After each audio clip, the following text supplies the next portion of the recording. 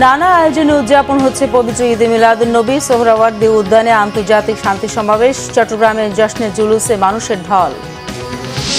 6 মাসে পুলিশের মনোবল ফিরে এসেছে বললেন স্বরাষ্ট্রমন্ত্রী। সরকার সব ক্ষেত্রে জবাবদিহিতা নিশ্চিত করেছে, মন্তব্য রুহুল কবির রিজভীর। ঢাকায় ভুটানের রাজার যাত্রা বিরতি। বিমানবন্দরে রাষ্ট্রপতির সঙ্গে সৌজন্য সাক্ষাৎ। রাষ্ট্রপতি ও প্রধানমন্ত্রীকে থিম্পু সফরের আমন্ত্রণ। পাকিস্তানের ইসলামাবাদে হাসপাতালে ভয়াবহ আগুন। 15 নবজাতকের মৃত্যু। এসির কম্প্রেসর বিস্ফোরণ থেকে আগুনের সূত্রপাত বলছে ফায়ার সার্ভিস। দেখছিলেন সংবাদ শিরোনাম, এবার বিস্তারিত। আজ পবিত্র ঈদে মিলাদুন্নবী। বিশ্বনবী হযরত মুহাম্মদ সাল্লাল্লাহু আলাইহি ওয়াসাল্লামের জন্ম ও ওফাতের পুণ্য স্মৃতিময় দিন। তিনি পৃথিবীতে এসেছিলেন তাওহীদের মহান বাণী নিয়ে, প্রচার করেছেন শান্তির ধর্ম ইসলাম। রাজধানীতে বিভিন্ন আয়োজনের মধ্য দিয়ে পালন হচ্ছে দিনটি। সকাল থেকে রাজধানীর মিরপুরে আঞ্জুমানে আসাদিয়া নুরিয়া সেহাবিয়াতে বিভিন্ন কার্যক্রম পরিচালিত হচ্ছে। স্বেচ্ছায় রক্তদান ও জুলুসের আয়োজন করেন ধর্মপ্রাণ মুসল্লিরা। পরে শোভাযাত্রা বের হয়। রাজধানীর গুরুত্বপূর্ণ বিভিন্ন সড়ক প্রদক্ষিণ করে শোভাযাত্রাটি। বাদ জোহর আয়োজন করা হয় ওয়াজ ও মিলাদ মাহফিল। দিনভর খানকা শরীফ প্রাঙ্গণে আয়োজন করা হয় ওয়াজ মাহফিলের। এদিকে রাজধানীর সোহরাওয়ার্দী উদ্যানে আন্তর্জাতিক শান্তি সম্মেলনের আয়োজন করে আঞ্জুমানে রহমানিয়া মইনিয়া মাইজভান্ডারিয়া। ধর্মীয় শোভাযাত্রা বের করেন তারা। অন্যদিকে ঢাকার ইঞ্জিনিয়ার্স ইনস্টিটিউশনে আলোচনা সভার আয়োজন করে আশিকানে গাউসিয়া রহমানিয়া শহীদিয়া মাইজভান্ডারিয়া।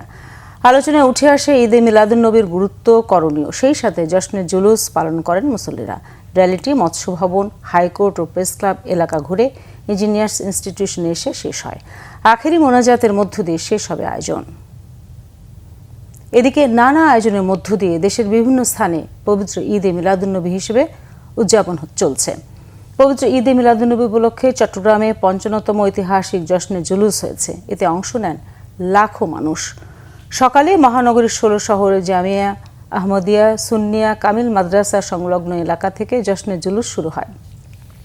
মুরাদপুর, জিসি মোড়, ওয়াসা, দামপাড়া, লালখান বাজার ও টাইগার পাস সহ গুরুত্বপূর্ণ সড়কগুলো প্রদক্ষিণ করে মাদ্রাসা মাঠে গিয়ে শেষ হয়। জুলুসকে ঘিরে মহানগরীর বিভিন্ন সড়ক ও গুরুত্বপূর্ণ মোড় তোরণ, ব্যানার, ফেস্টুন ও সবুজ পতাকায় সাজানো হয়েছে। পবিত্র ঈদে মিলাদুন্নবী উপলক্ষে আহলে সুন্নাত ওয়াল জামায়াত খাগড়াছড়িতে বর্ণাঢ্য শোভাযাত্রার আয়োজন করে। সকালে জশ্নে জুলুসের শোভাযাত্রাটি নগরীর প্রধান প্রধান সড়ক প্রদক্ষিণ করে পৌর ঈদগাহ মাঠে গিয়ে শেষ হয়। ঈদে মিলাদুন্নবী উপলক্ষে মানিকগঞ্জে গড়পাড়া, ইমামবাড়ি, দরবার শরীফের আয়োজনে শোভাযাত্রা বের হয়। শহরের প্রধান প্রধান সড়ক প্রদক্ষিণ শেষে বিজয় মেলার মাঠে গিয়ে শোভাযাত্রাটি শেষ হয়। নানা আয়োজনের মধ্য দিয়ে বরিশালেও পালিত হয়েছে পবিত্র ঈদে মিলাদুন্নবী।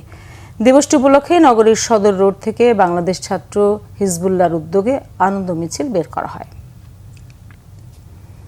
স্বরাষ্ট্রমন্ত্রী সালাউদ্দিন আহমদ বলেছেন, উত্তরাধিকার সূত্রে বিশৃঙ্খল ও মনোবল ভাঙা আইন শৃঙ্খলা বাহিনী পেয়েছে সরকার। জনপ্রত্যাশা পূরণে পুলিশ বাহিনী জনবান্ধব বাহিনীতে পরিণত হবে বলেও জানান সালাউদ্দিন আহমদ। এদিকে রংপুরের ঘটনার যথাযথ কারণ খুঁজে বের করতে স্বরাষ্ট্রমন্ত্রীর প্রতি আহ্বান জানিয়েছেন বিএনপির ভারপ্রাপ্ত মহাসচিব রুহুল কবির রিজভী। এছাড়া আগামী 1 সেপ্টেম্বর বিএনপির প্রতিষ্ঠা বার্ষিকী উপলক্ষে কর্মসূচি ঘোষণা করা হয়েছে। বিস্তারিত সৈকত সাদিকের প্রতিবেদনে। পবিত্র ঈদে মিলাদুন্নবী উপলক্ষে নয়াপল্টনে বিএনপির কেন্দ্রীয় কার্যালয়ের সামনে দোয়া ও মিলাদ মাহফিল আয়োজন করে বিএনপি। অনুষ্ঠানে দলের কেন্দ্রীয় নেতারা অংশ নেন। অনুষ্ঠানের সভাপতি দলের ভারপ্রাপ্ত মহাসচিব রুহুল কবির রিজভী জাতীয় জীবনে মহানবী হযরত মুহাম্মদ সাল্লাল্লাহু আলাইহি সাল্লামের আদর্শ ও নীতির উপর গুরুত্ব তুলে ধরেন। এ সময় দেশের চলমান আইন শৃঙ্খলা পরিস্থিতি নিয়ে উদ্বেগ প্রকাশ করেন। রংপুরে একই পরিবারের 4 জনের হত্যার ঘটনার সঠিক কারণ উদ্ঘাটনে স্বরাষ্ট্রমন্ত্রীর প্রতি আহ্বান জানান। রংপুরের যে ঘটনাটি, একটি গভর্নমেন্ট স্কুল, জেলা স্কুলের একজন শিক্ষকের পরিবার মাদক সেবীদের দ্বারা যেভাবে আক্রান্ত হয়ে 4টি প্রাণ চলে গেল, গোটা দেশকে, গোটা জাতিকে কাঁদিয়েছে। সরকার এবং আইন শৃঙ্খলা বাহিনী দ্রুততার সাথে সেই অপরাধীকে ধরতে সক্ষম হয়েছে। না হলে জাতীয় আন্তর্জাতিক ভাবে এই ঘটনাকে কেন্দ্র করে অনেক ধরনের কথাবার্তা শুনতে করত, কিন্তু এটি সক্ষম হয়েছে।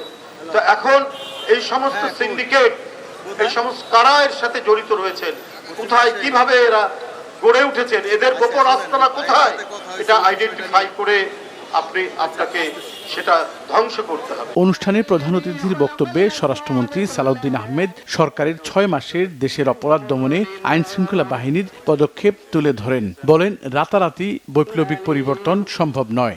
পুলিশ বাহিনী সহ সকল শৃঙ্খলা বাহিনীর আমি মাঝে মধ্যে প্রশংসা করি, এই জন্যই করি তাদের ভঙ্গুর মনোবল এবং ভঙ্গুর অবস্থায় যেভাবে আমরা পেয়েছিলাম, এই 6 মাসের মধ্যে তাদেরকে একটা আমরা অবস্থান উন্নীত করতে পেরেছি, তাদের মনোবল ফিরে এসছে এবং তারা সম্পূর্ণ শক্তি দিয়ে অপরাধ দমনে তারা সচেষ্ট হয়েছে। রংপুরের একটি ঘটনার কথা মহাসচিব সাহেব বললেন, সেই ঘটনা সংঘটিত হওয়ার যৌক্তিক সময়ের মধ্যে সবাইকে আইনের আওতায় আনা হয়েছে। এদিকে আগামী 1 সেপ্টেম্বর বিএনপির 48তম প্রতিষ্ঠা বার্ষিকী উপলক্ষে কর্মসূচি ঘোষণা করা হয়েছে। যৌথ সভা শেষে দলের ভারপ্রাপ্ত মহাসচিব গণমাধ্যমে তা তুলে ধরেন। আমরা 5 দিন ব্যাপী কর্মসূচি নিয়েছি প্রতিষ্ঠা বার্ষিকী উপলক্ষে, এবং সেই কর্মসূচিতে আমরা 1 সেপ্টেম্বর সকাল 9টায়, আপনাদের বলে রাখি, সকাল 9টায় দলের চেয়ারম্যান মাননীয় প্রধানমন্ত্রী, তিনি শহীদ রাষ্ট্রপতি জিয়াউর রহমান এবং দেশনেত্রী মরহুমা বেগম খালেদা জিয়ার সমাধিতে মাজারে যাবেন। সেখানে প্রথমে ফাতিহা পাঠ করবেন, পুষ্পস্তবক অর্পণ করবেন। সৈকত সাদিক, বাংলা ভিশন, ঢাকা। ঢাকার হযরত শাহজালাল আন্তর্জাতিক বিমানবন্দরে ভুটানের রাজার যাত্রা বিরতিতে সৌজন্য সাক্ষাৎ করেছেন রাষ্ট্রপতি মির্জা ফখরুল ইসলাম আলমগীর। এ সময় ভুটানের রাজা জিগমে খেসান নামগে ওয়াংচুক রাষ্ট্রপতি হিসেবে দায়িত্ব গ্রহণের জন্য মির্জা ফখরুল ইসলাম আলমগীরকে আন্তরিক অভিনন্দন ও শুভকামনা জানিয়েছেন। ভুটানের রাজাকে বহনকারী বিমান সিঙ্গাপুর থেকে ভুটান যাওয়ার পথে বুধবার ভোরে ঢাকায় যাত্রা বিরতি করে।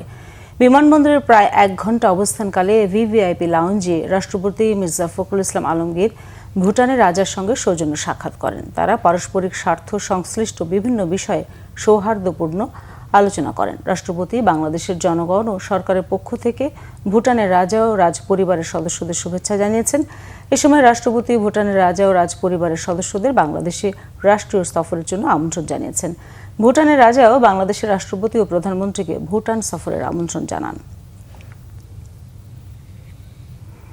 ঢাকা 6 আসনের দরিদ্র অসহায়দের মধ্যে বিশেষ অনুদান বিতরণ করলেন মুক্তিযুদ্ধ বিষয়ক প্রতিমন্ত্রী ইশরাক হোসেন।